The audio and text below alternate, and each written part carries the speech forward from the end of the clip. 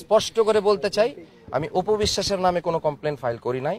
আমি স্পষ্টভাবে বলেছি যে ওই কল রেকর্ডটি কিভাবে ফাঁস হলো, কেন ফাঁস হলো, অথবা পরবর্তীতে আমাদের কোনো প্রাইভেট কনভারসেশন কার সাথে যেটাই হোক, আমি কোনো নাম উল্লেখ করি নাই। হয়ে থাকলে সেটার ব্যাপারে আইনানুগ সহযোগিতা আমি আশা করি বা তদন্ত আশা করি। আমার কথাটা শেষ হওয়ার পরে একটু যদি আপনি বলেন, তাহলে আপনারা পুরো ডিটেলসটা পাবেন।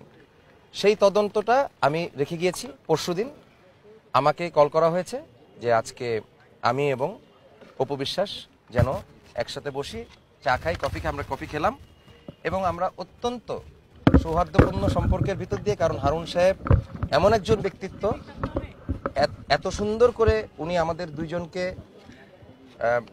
আইনের ব্যাপারটা বুঝিয়ে দিলেন।